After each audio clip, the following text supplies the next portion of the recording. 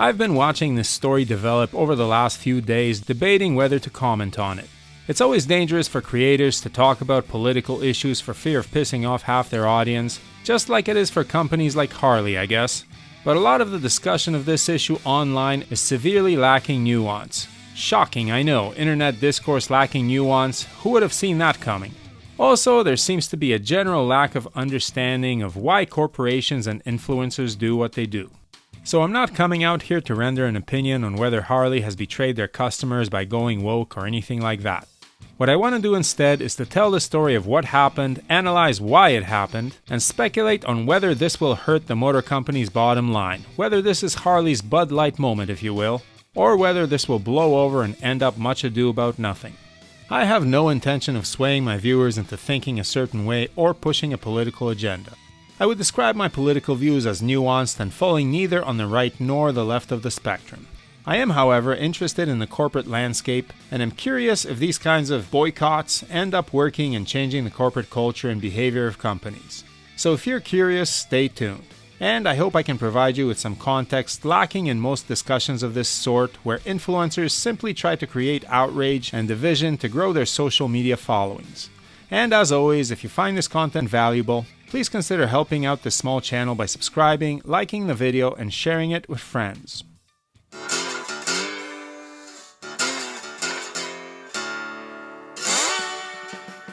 So for those not in the know, what is the Harley Davidson controversy about?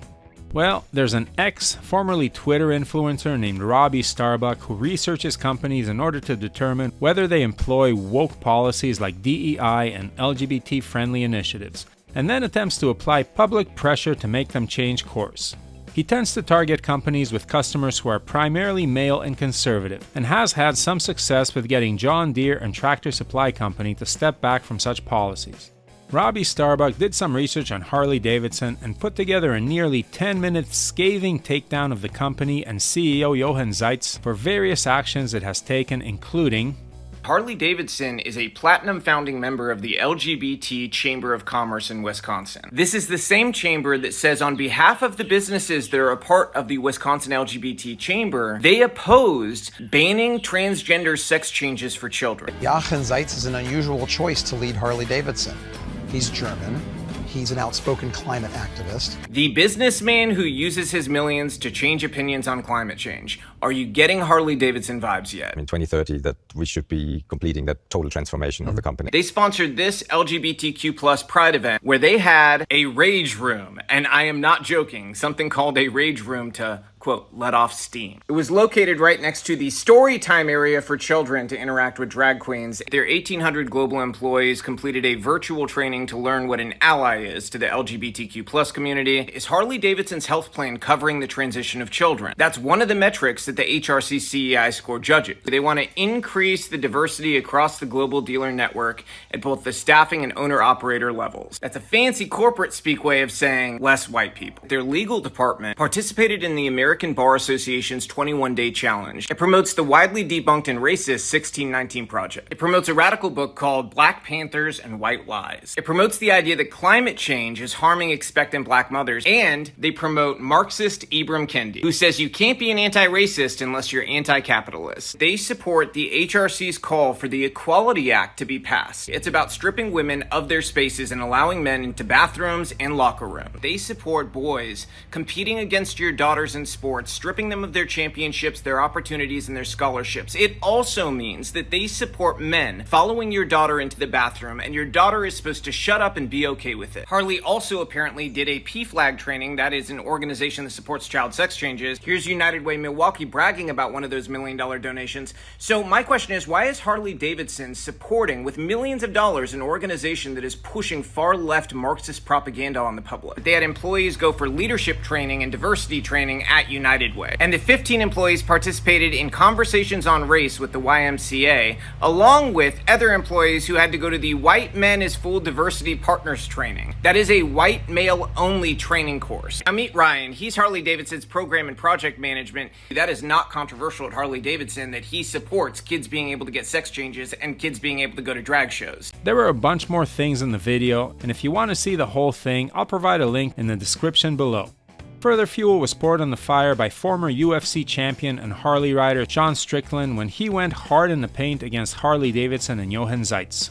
If you love America, you won't own a Harley. The CEO of Harley is a woke zealot. This man started an organization called the B Team, and its sole purpose is to fundamentally change how you think. Why Harley Davidson, an American company, a World War II company? Why does this company have this fundamental German zealot that knows nothing about America or its brand? Why is he the CEO? And I'll tell you guys, there's two companies, Vanguard and BlackRock.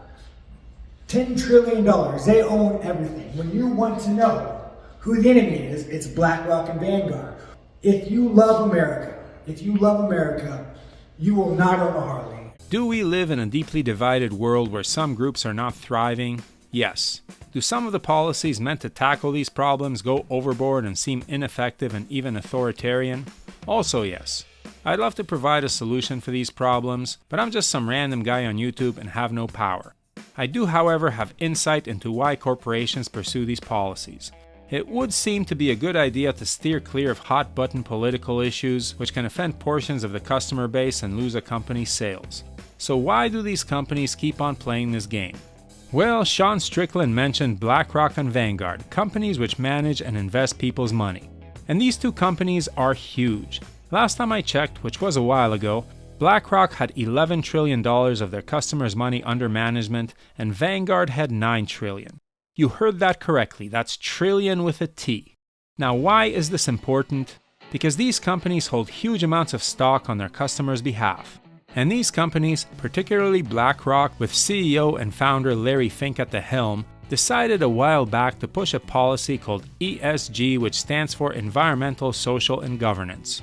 In effect, this is a grading system where companies are measured on their environmental and social policies in order to determine whether BlackRock will invest their customers' money in them. Why is this important? Because if your company is deemed to have the correct positions on certain social issues, it may be added to BlackRock or Vanguard funds and have monthly infusions of money coming in from people contributing to their 401ks or other savings vehicles. That's basically a never-ending tap of money flowing into and inflating your stock and driving up the value of the companies who are included, a mighty tempting carrot. This is why CEOs and boards of directors don't care if individual investors have a problem with their corporate cultures. The majority of the money flowing in is coming from these big funds, and if you want to keep it flowing, you'd better get on board with some of these quote-unquote woke policies. Furthermore, companies that comply find it easier to get credit from financial institutions at interest rates so low it's basically free money for financing, expansion, and implementation of new projects. As for Sean Strickland, he realizes that to make money in the UFC, he needs to be more than just a good fighter. Having a strong, polarizing personality sells fights because your fans want to see you win, while your haters want to watch you get beat up. If they buy a ticket or a pay-per-view, that's money in Strickland's pocket. Oftentimes in the UFC, social media followers have as much to do with a fighter getting a title shot as fighting ability. The UFC is in the business of selling fights, and Sean Strickland is a good salesman. He knows how to get attention on social media. Not saying he doesn't believe what he's saying, but these days you never know, and he is certainly incentivized to stoke the fire here. So what was Harley's reaction to all of this? They have gone silent on their socials, locked the comments, and are no doubt consulting a PR company to decide how to proceed. It's literally the worst time of year for this to happen, as the Sturgis rally is on, and reportedly the Harley tents are empty, and this topic is definitely on the minds of riders who are there. Already there are public calls for Jochen Zeitz and the board's resignation and a new direction for the company. The big question, of course, is, will this boycott succeed in making Harley step away from social issues? A lot of these boycotts tend to fizzle out and amount to nothing, and maybe Harley is keeping quiet in hopes that things will blow over. On the other hand, Bud Light had a similar situation a while back and never recovered. Harley Davidson is not Bud Light. When you're at the bar, you can always order a Miller or Coors product, while Harley only really has Indian for competition, and who knows what policies Polaris, Indian's parent company, has enacted before. I wouldn't be surprised if they were in the same boat. Remember, this is not about personal beliefs, but about the bottom line, and most corporations do this stuff. It all comes down to the question, who buys new Harleys, and do these people care about Harley Corporate's agenda? I have a feeling that a large portion of new Harley buyers are going to be city-dwelling corporate employees whose own workplaces have the same practices. A lot of the folks who may have a problem with this stuff might be riding used bikes, and if you get your Harleys used, then the motor company is less affected by what you think. Most John Deere and Tractor Supply customers are conservative. Are most new Harley riders? I guess we'll find out when quarterly sales are published. Other than trying to let it blow over, Harley Davidson could quietly roll back these initiatives and hope the problem goes away. Often, companies do an about-face and pretend that they were always apolitical. Or they could publicly come out and say that they are stepping away from making political statements, though that would be hard with the current leadership in place. Finally, the company could go nuclear and get rid of Zeitz and the board, replace them with Harley-riding Americans, and publicly state that Harley is in the business of building motorcycles for everyone, not making social policy. This is the outcome Robbie Starbuck seeks. And this last part is to the CEO of Harley Davidson. I know you're watching this video, so let me tell you what your customers actually want, because it's pretty easy. Just get rid of the social issues and divisive causes. Make great motorcycles and provide great customer service. No more CEI scores, no more DEI departments, no more woke trainings, no more donations to woke causes, no more donations to pride parades that parade sexuality to children. Just make motorcycles, period. It was a great motorcycle company, and you were destroying it if you continue down this path. You have a chance to turn around now, and we're very forgiving out here. You want forgiveness, though? You need to turn around and stop all of this wokeness and get back to the core business that made Harley Davidson great. The Bud Light saga has put fear into companies and caused them to take the threat of boycotts seriously. Even though Bud Light is never likely to recover their position as the #1 US beer brand, other companies have survived these scandals. Gillette and Target come to mind.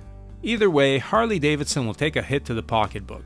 Reportedly, at Sturgis, Harley riders are pulling the company's logos off their bikes, though how widespread this is not clear. For a company that depends on its iconic name, that is alarming. On the other hand, this kind of a disaster might actually benefit riders looking for a Harley. Maybe a glut of Harleys hitting the used market will lower the prices. Certainly, this can't be good for Jochen Zeitz's vision of turning Harley into an aspirational premium brand. Now, my personal feeling is that the real scandal is the pricing, the crazy dealer markups on new models, and the company's insistence on boutique dealerships that sell thousands of t-shirts for every motorcycle they move. If I was going to criticize the company, I'd criticize that. And I have in the past, plenty. And the final thing we have to remember before getting the popcorn and cheering as the most iconic motorcycle company takes a hit, there are real people affected here, from line workers to dealership employees to mechanics, and these people have their families to support. It's not kosher to cheer on the demise of their jobs, and whatever happens, I hope they come out of it okay. Sometimes we can say things from behind a keyboard that we'd never say to people's faces. The executives who made the decisions will sail off with their golden parachutes and millions of dollars, while the regular folks will suffer. What else is new? So I hope I contributed something new to the conversation that a lot of the outrage channels missed. A little bit of nuance, maybe. I am genuinely interested in what you think. Do you think Harley will about face and stop meddling in social issues, or will they double down? Will this boycott hurt them permanently or just blow over? And just generally, is it a corporation's job to try to influence social policy, or is it simply to make money for their shareholders? Please share your thoughts in the comments below, in a civil manner. There's enough hyperbolic shouting out there on other channels. Sometimes it's up to the adults to have a rational conversation. Thanks for watching, ride safe, and may the spokes be with you.